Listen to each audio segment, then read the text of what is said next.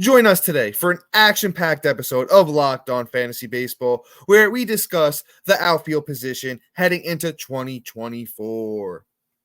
You are Locked On Fantasy Baseball, your daily fantasy baseball podcast. Part of the Locked On Podcast Network, your team every day.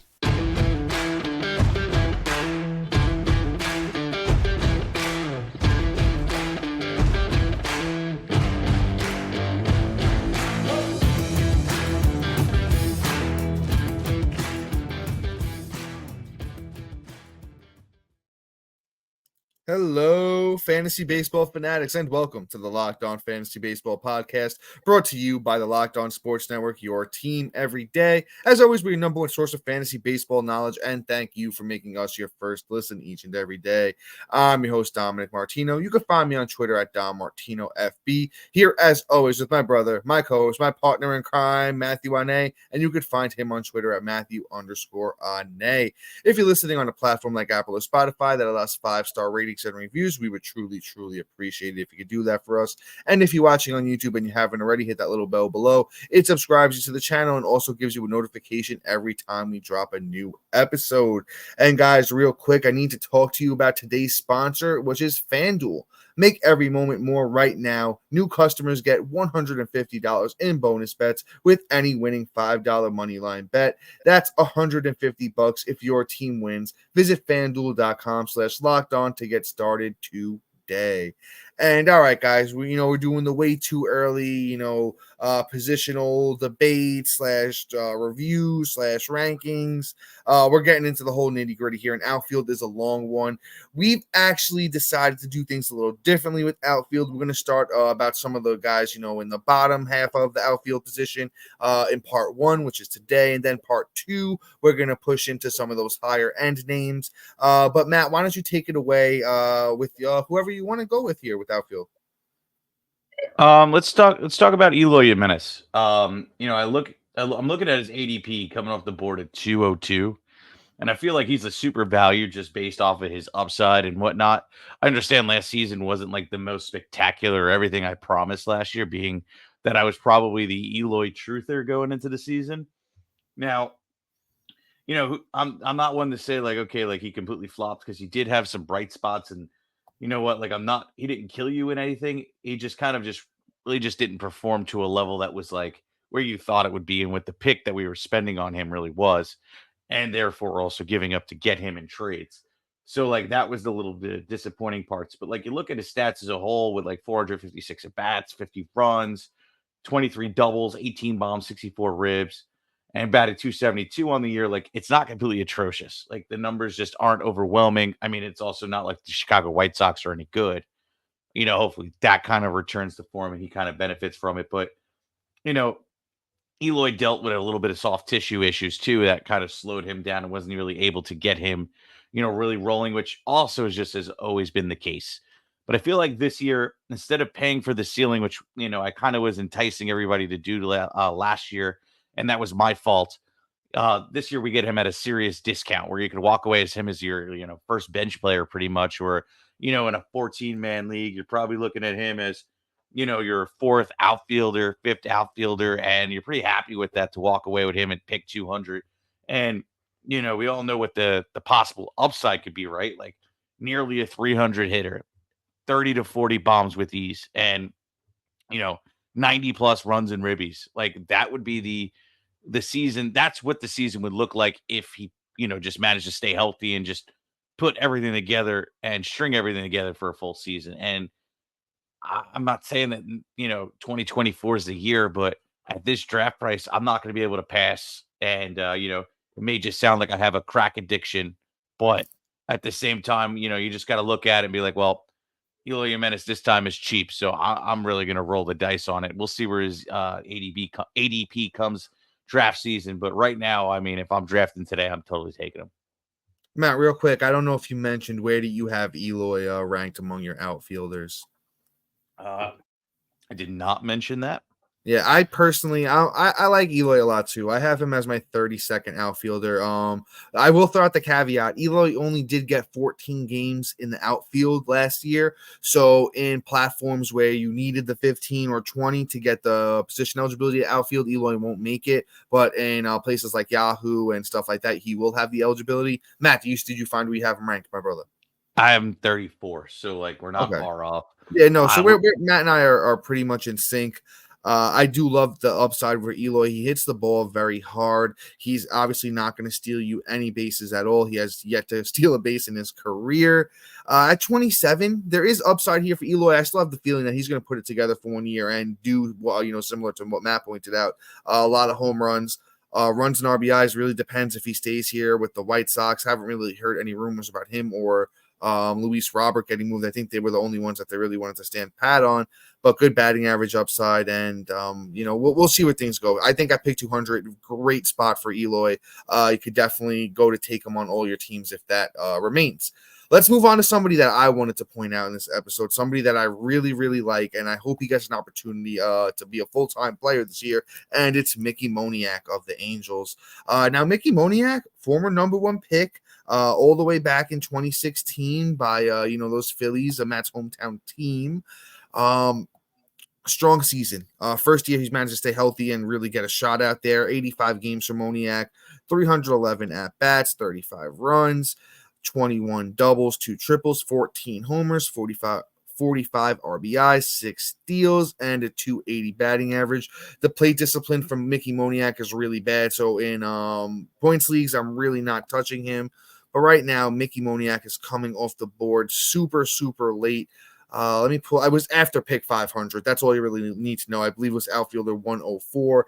I have Mickey Moniak as my 58th outfielder. Honestly, like I said, if the Angels let this kid play, what I'm seeing right now in roster resource, he's projected to start in right field and bat 6th for that team. You're talking about a guy that could probably get you close to 25 plus homers. The runs and RBIs should be a solid on that Angels team. The steals, guy that can see it close to 20 bags.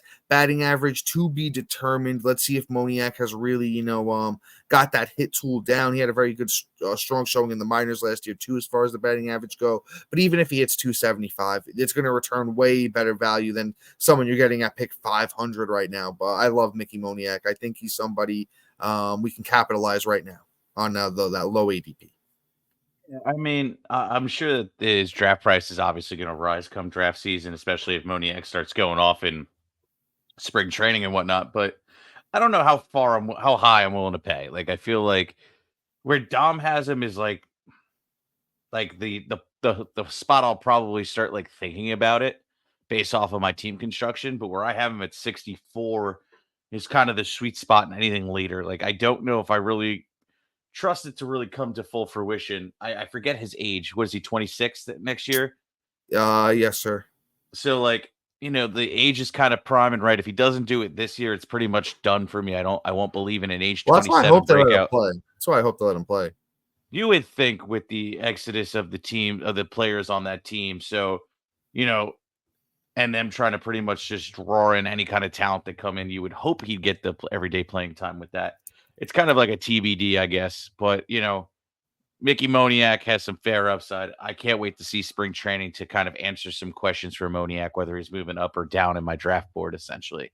But before we move on, and we talk about a bunch of great names, some rookies, some guys that we've talked about all throughout the season. We have a sponsor for you. Guys, and today's episode is brought to you by FanDuel. Make every moment more right now. New customers get $150 in bonus bets with any winning $5 moneyline bet. That's $150 if your team wins. Visit fanduel.com/locked on to get started today. And if you've been thinking about joining FanDuel, there's no better time to get in on the action. The app is super easy to use, and there's a wide range of betting options, including spreads, player props, over-unders, and more. So visit fanduel.com/locked on and kick off the NFL season right with FanDuel, an official partner of the NFL.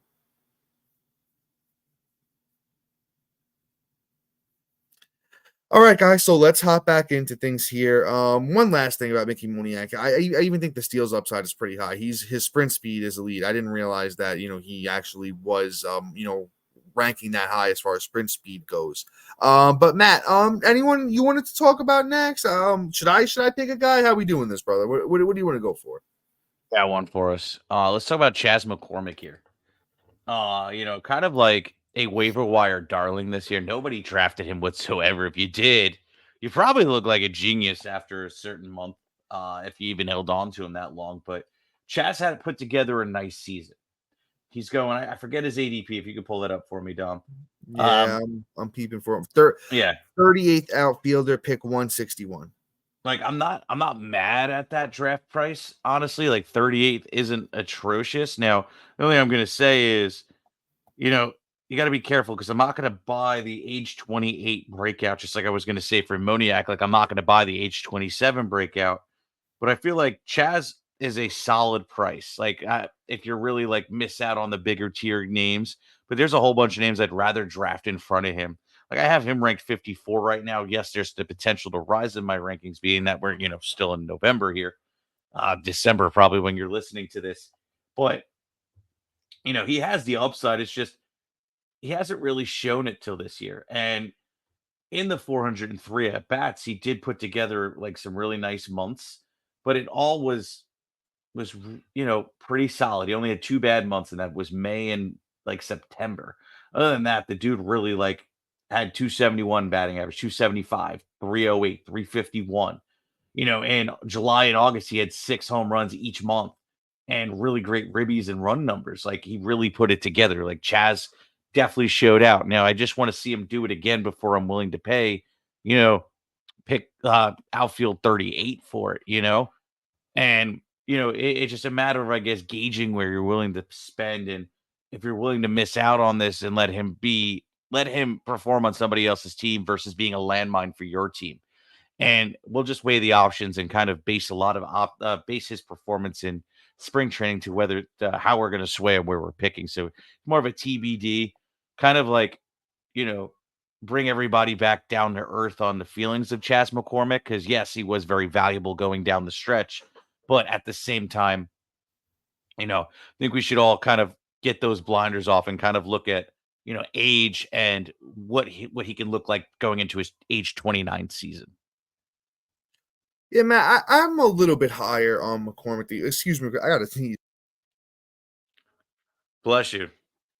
Sorry about that, folks. But back to Chas McCormick here. I'm a little bit higher on Chaz than you. I have Chaz as my outfield number 42. Still a little bit lower than ADP at the moment.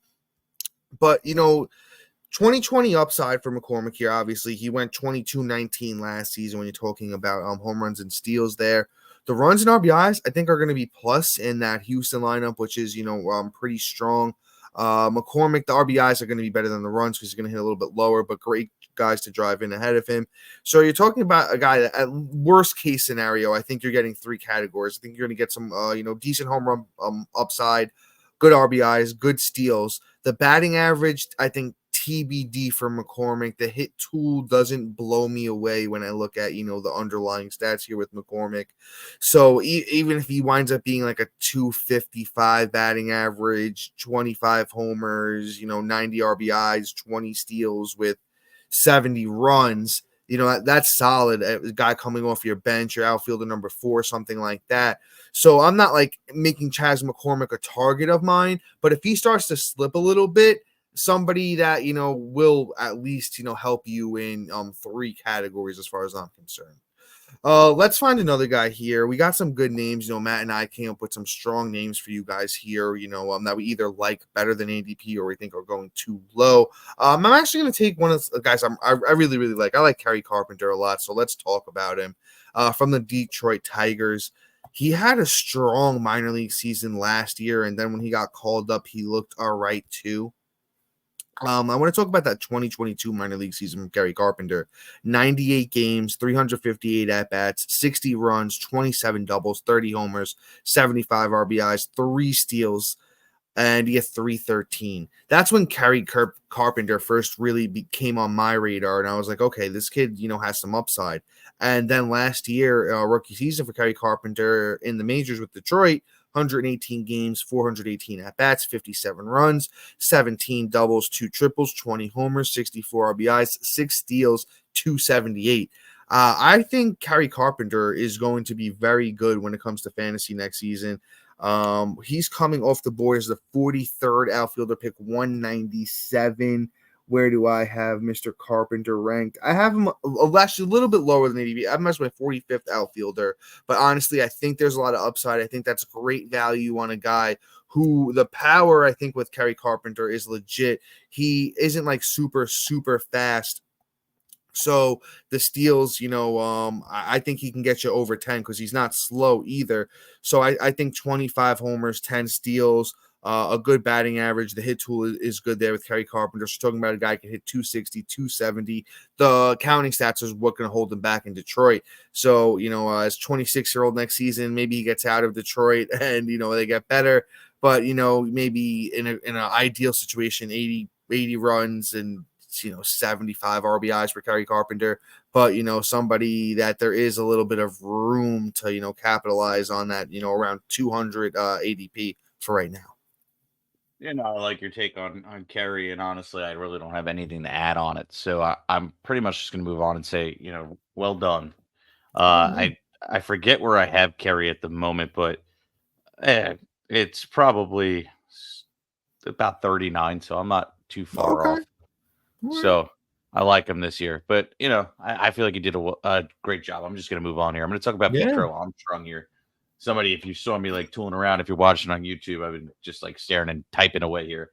But you're probably like, okay, if you don't know who Pete Crow Armstrong is, but you looked at his stats on the year as I bring up his name, you're probably like, why are we talking about him? Well, the thing about him is you can't go based off of his really, really small cup of coffee. Like he got an espresso cup as well this year, where he got 13 games and really didn't get to do much with it, honestly. Got no hits, 3 runs, ribbies, 2 stolen bases, walked 3 out of 7, three times and 7 strikeouts. Like they aren't atrocious numbers. So was able to put the bat to the ball, but if you look at his stats in the minors from 2023, that's where the reason why we're talking about him, right? 438 at bats, 98 runs, 26 doubles, 7 triples, 20 bombs, 82 ribs, 37 stolen bases, batted 283.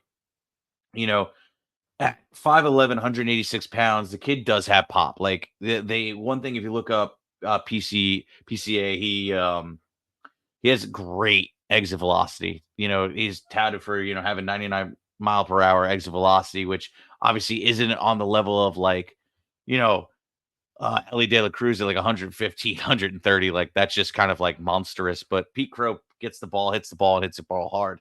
So I feel like that's going to translate. And seeing 20 home runs and 438 at bats tells me that if he would have got to 500, you probably would have saw about 24 bombs, 27 bombs. And with him being able to do this in a full season in the MLB with this team that's trying to grow and bring in more talent, Pete Crow should really benefit from that. And I like his upside going into next season. So I feel that where he's going in drafts, which Dom, I don't know if you have it for me. I'm sorry. I do. 81st outfielder, pick 391. Yeah, so that's free 99. Now that's going to change. Like once everybody kind of gets back into baseball, like his ADP is going to soar up the draft boards, especially once people see him in spring training. But we shall see. I'm talking complete hypothetical, but ultimately, if he's going that low, he's going to be the best pick of the draft, in my opinion, just based off of value. But before I let Dom give his take on it and whatnot, we do have one last sponsor for you.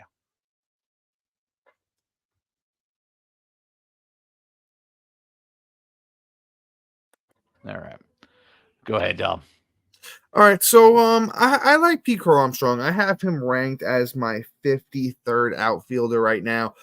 That's assuming that he gets a starting job there with the Cubs. I'm looking at roster resource, and they do have him as the odd man out at the moment. But with Pete Crow Armstrong, I also love the nickname PCA. Keep it nice, short, and sweet. I think if he comes out strong in spring training, really shows what he's made of, really known for his speed. PCA super, super fast. Had a 37 steal season in 2023 in the minors, 107 games. 2022 in the minors, 101 games, 32 steals. So I think that's one thing that's definitely going to translate for PCA. He always had a strong batting average throughout his minor league career. So I think PCA is a guy, good runs potential, good RBI potential in that Cubs lineup. I think the Cubs are going to be in the market to, if they don't re-sign Bellinger, to at least get another bat in there so they don't fall off too much. Home runs. As I mentioned, he's not a huge guy, and he does have some good exit velocities, but I'm not sold on him being a monster home run guy. I think if you get 20 homers from him, that's going to be awesome. So, like as Matt said, in an ideal world, Pico Armstrong, solid runs, not going to kill you in homers, going to have decent RBIs, going to be plus in stolen bases, and the batting average, if he can hit somewhere around 280, 275, going to be great value at pick 400 for Pete Crow Armstrong. Let's keep moving here, though. Let's see who else I want to talk about here. I feel like I've been throwing out a lot of love this episode. I think I might want to move over to the shade side of things a little bit here. Let's talk about Tommy Edman. And honestly, he had an okay year last year. I kind of warned people that I was kind of out on Tommy Edman. I really wasn't taking him anywhere last year, especially in an environment where steals played up, and we had the feeling steals were going to play up due to the statistics in the minor leagues when they were testing out the bigger bases and the pickoff rule. Tommy Edman last year, 137 games, 479 at bats, 69 runs, 25 doubles, 4 triples, 13 homers, 47 RBIs, 27 steals, and he had 248. Now, Tommy Edman, the batting average could come back up. He could get back closer to that 265 that we, have seen from him in his career. Not going to help you in home runs or RBIs. Even in this environment, 27 steals isn't really, blowing me or anybody else away. It's definitely contributing, and it's helping, helping you out a decent amount in that category. But if the Cardinals are bad and, Edman's not hitting at the top of that lineup anymore, 69 runs last year, so he's not going to be elite in the runs category anymore. So you're really just drafting him in, for what, 30 steals, maybe a 265 batting average. Tommy Edman is just somebody I'm completely out on. I know I buried him in my rankings. He probably has to come up, but I have, Tommy Edman as like the 68th outfielder in my rankings. He's coming off the board as the 37th outfielder, pick 159. He does have that second and short eligibility, so I do like Tommy Edman more at second base if you're taking him there. But I'm just out on him. At that point, I'd rather have the Jorge Solers, the Chas McCormicks, the Yoshidas, the Riley Greens. Teoscar Hernandez goes slightly ahead of him. I'm taking him all day over him. Matt, you got to cut me off here. I feel like the haterade. I feel like I'm looking for a cup of haterade or something over here. I'm done with Tommy Edman, man. Yeah, take the sip for me. There you go. That works. If you guys aren't watching on YouTube, Matt's got the haterade out, and he's doing a nice Tommy Edman sip for me there. Hold on. I got some more, too. I think, honestly, he is just the most useless fantasy player in all of fantasy baseball. I would have accepted overrated, but useless. Come on, man. We can't forget about those 27 steals, bro. That's great because you know what? For his draft price at 38, even to have him as a starting second baseman, I just feel is kind of just annoying and just not a good decision. There's better players at that position at both second and outfielder where you could just say, okay, yeah, I'm going to walk away with probably a better talent and better upside. Tommy Edmonds is who he is, right? And he also didn't show that he can even contribute in 3 categories, and I don't foresee him doing it. And with the people that I can draft throughout the draft, I can draft a bunch of guys that have 15 stolen bases because the bases are bigger and it's more enticing for players to steal, especially with, how many times you can try and catch a player stealing it at on base, really allows guys to just go ahead and steal more bases. So why would I draft Tommy Edmonds, who's pretty much just a stolen base specialist who isn't even getting over 30 right now? Why would I waste a pick on that, especially that high? So I'm just not touching Tommy Edmonds wherever I go. I am at 50 at outfielder, and that's probably going to go down. I don't see him going anywhere north If anything, he's going to go down, down, down, and burn in hell in my rankings. But and at second base, he's 18. So like Tommy Edmonds is just not for me, and and hopefully for all our fans too. Like, do not touch him. Like, it's just not worth it. Yeah, But Locked On Fantasy Baseball's out on Tommy Edman again this year, as we were last year. yeah, hold on, I should probably just take another sip.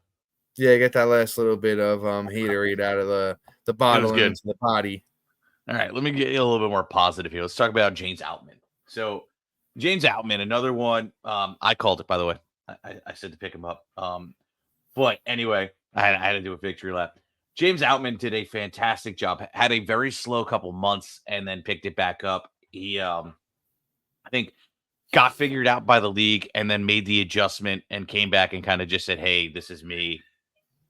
And then kind of like struggled a little bit every time they kind of threw something new his way, but ultimately put together a good season with 83 at bats, 86 runs, 16 doubles, 3 triples, 23 bombs, 70 ribbies, 16 stolen bases, 68 walks to 181 strikeouts, not atrocious, batted 248 with an OPS of 790. So like I look at Outman for next year and I go, the power is legit. I go, I think he's probably going to get about 20 stolen bases next year, if not 25. And I think the batting average probably comes up a little bit too, probably more like 260. And he does those things alone. And we're going to see somebody that's going to be a higher end pick. And I forget what his ADP is, guys. I'm just not prepared here. I apologize. I have it 41st outfielder, pick 183. Right. And I'm not mad at that. Like, I'm really not. I think I have Outman higher than that, if I'm not mistaken. I do. I have 43. So I'm like pretty much on par. And I'm like, okay, Outman just is a guy that I think is going to break out. Age 27 is the only thing I don't like about it. But there's a difference of the team he's on, and that's the Dodgers. And they love to just like either platoon or not play their studs all at once. So like I kind of will take a shot on a Dodger player like that versus anybody else. And I think that this year is going to show me and show us that, okay, he's here to stay for a couple years. It's going to be short-lived, but it's going to be nice. Yeah, man. I like Outman too. I have my 41, so you, myself, and ADP are all kind of in sync here. As you mentioned, it was like kind of a wild ride for James Outman last year. April, March, monster. Had a very slow May and June, monster July, strong August, and then kind of slowed down a little again at the end of the season in September, October. The crazy thing is James Outman, I think the steals upside is even higher. What was the steals total again this season for Outman? He stole 16. I think he can get you 25. I don't think 25 and 25 is out of the question. And depending where he's going to hit in that Dodgers lineup, right now he's penciled in at 5, which I love. So you're talking about a guy that could have 95 RBIs with a solid run total as well, 80 plus runs. And the batting average, I think he has the tools to get up to, a 260th batting average. So I think Outman's going to be a target for me this year. I think he's somebody at, if we're getting him close to pick 200, you're a bench player, 4th, 5th outfielder. I'm loving that. He doesn't hit the ball crazy hard, but you know what? He can still get you those 25 homers. He's a big boy at 6'3", 215. If he, changes up that launch angle a little bit, maybe gets even a little bit more power on there. But as I mentioned, the speed's legit. James Outman, somebody, I think he's going to be rising up my rankings and honestly, ADP as well. Matt, anything else to add? I think we're going to call it here. Real quick, one thing I do want to say, though, when approaching the outfield position this year, very top heavy. I want to say get you 1 or 2 in the first 5 or 6 rounds, and then you could play out some of the guys we talked about today here, the Mickey Moniacs, the James Outmans, the guys that are going late like that. Matt, any thoughts here before we head out? I think this year's just going to based off what scratch offs are we going to hit on this year and who's going to bust. I feel it's very volatile after, pick 30, 35 at best. So, we're going to be throwing in some tiers into our rankings and, we'll talk about a drafting with tiers strategy where, you kind of want to get as many as you can in certain tiers before falling off. And then it becomes a difference between a lottery pick and, somebody that is going to be consistent week in and week out. But with that being said, Dom, take it away. Yeah, guys, that's all for today. Please be sure to like, subscribe, comment, rate, and review. Thank you to our everydayers and new listeners speaking Locked On Fantasy Baseball, your first listen each and every day. And guys, real quick, Locked On has launched the first ever national sports 24/7 streaming channel on YouTube. It's called Locked On Sports Today. They're here for you 24/7 with the top stories each and every day. Our local experts plus our Locked On national shows. They cover everything. Once again, look for Locked On Sports Today on YouTube and subscribe to the first ever national 24/7 streaming channel. But guys, until next time, see you.